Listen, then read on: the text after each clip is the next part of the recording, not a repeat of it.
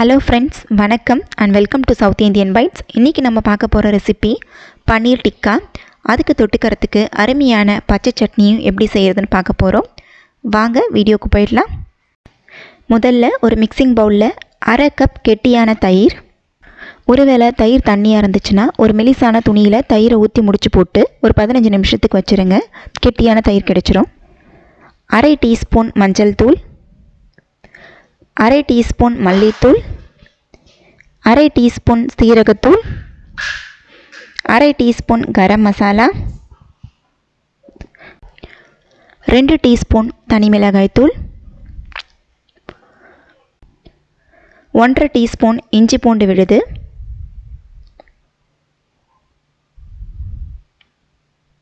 1 teaspoon எண்ணெய்,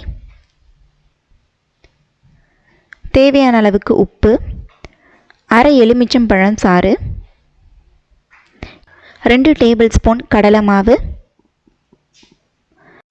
இதையெல்லாம் நல்லா கலந்துக்கோங்க. டிக்கா செய்யறதுக்கு நான் இன்றைக்கி வெங்காயம், தக்காளி, குடைமிளகாய் எடுத்திருக்கேன். இதுக்கு பதிலாக நீங்கள் கேரட், பேபிகார்ன், சுச்சினி, ப்ராக்கோலி இது போல் காய்கறிகள்லாம் கூட சேர்த்துக்கலாம். ஒரு வெங்காயத்தை இது போல் கட்டமாக வெட்டி சேர்த்துக்கோங்க. ஒரு தக்காளி, ஒரு குடைமிளகாய், அப்புறமா 250 கிராம் பன்னீரை காய்கறிகள்லாம் வெட்டினா அதே சைஸுக்கு கட் பண்ணி சேர்த்துக்கோங்க. இதை அப்படியே நல்லா கலந்துட்டு 1 மணி நேரத்துக்கு ஊற வச்சுருங்க. அல்லது ஓவர் நைட் ஃப்ரிட்ஜில் வச்சுட்டு காலையில் செய்கிறதா இருந்தாலும் செய்யலாம், அதுவும் நல்லாயிருக்கும். 1 மணி நேரம் கழித்து பார்க்கலாம். பாருங்கள், நம்ம சேர்த்த காய்கறிகள், பன்னீர் எல்லாம் மசாலாவில் நல்லா ஊறியிருக்கு. இப்போ நாம் இதை ஒரு குச்சியில் சொருகிக்கலாம். முதல்ல ஒரு பன்னீர், ஒரு குடைமிளகாய், ஒரு தக்காளி, ஒரு வெங்காயம், மறுபடியும் ஒரு பன்னீர், குடைமிளகாய், தக்காளி, வெங்காயம்னு ஒரு குச்சியில் 3 பன்னீர் பீஸ் சொருகியிருக்கேன். இது போலவே எல்லா குச்சிகள்லேயும் பன்னீரையும் காய்கறியும் சொருகி வச்சிடலாம். அடுத்ததாக ஒரு பேனில் 1 டீஸ்பூன் எண்ணெய் சேர்த்து நம்ம ரெடி பண்ணி வச்சுருந்த குச்சிகளை எல்லாம் அதில் வச்சுருங்க. இதை மிதமான தீயில் வச்சு பன்னீரோட 4 சைடும் பொன்னிறமாகிற அளவுக்கு திருப்பி திருப்பி போட்டு ஃப்ரை பண்ணிக்கோங்க. பேன் ரொம்ப வறண்ட போல் தெரிஞ்சதுன்னா மறுபடியும் 1 டீஸ்பூன் எண்ணெய் சேர்த்துக்கோங்க. இப்போ பாருங்கள், எல்லா சைடும் நல்லா ரோஸ்ட் ஆகி ப்ரௌன் கலரில் மாறி இருக்கு. இப்போ நம்ம இதை ஒரு பிளேட்டுக்கு மாற்றிக்கலாம். இது போலவே நம்ம மீதி இருக்கிறதையும் ரோஸ்ட் பண்ணி எடுத்துடலாம்.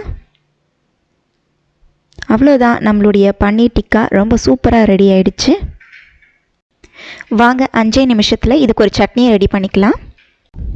அதுக்கு 1/4 கப் புதினா, 1/4 கப் கொத்தமல்லி இலை, 5 பச்சை மிளகாய், அரை இன்ச் அளவுக்கு இஞ்சி, 1 டீஸ்பூன் சீரகம், பாதி எலுமிச்சம்பழ சாறு, 1/4 கப் தயிர், தேவையான அளவுக்கு உப்பு, இதெல்லாம் சேர்த்து நல்லா நைஸாக அரைச்சி எடுத்துக்கோங்க. அவ்வளோதான், நம்மளுடைய பச்சை சட்னியும் ரெடி ஆயிடுச்சு. பன்னீர் டிக்காவுக்கு இந்த பச்சை சட்னி ஒரு செம காம்பினேஷனாக இருக்கும். நீங்களும் இதை ட்ரை பண்ணி பார்த்துட்டு எப்படி இருக்குன்னு கமெண்ட்டில் சொல்லுங்கள். இன்னுமே நம்ம சவுத் இந்தியன் பைட்ஸ் சேனலை சப்ஸ்கிரைப் பண்ணாதவங்க சப்ஸ்கிரைப் பண்ணிக்கோங்க. கூடவே பக்கத்தில் இருக்க பெல் ஐக்கானை அழுத்தி ஆல் ஆப்ஷனையும் கிளிக் பண்ணிக்கோங்க. நன்றி.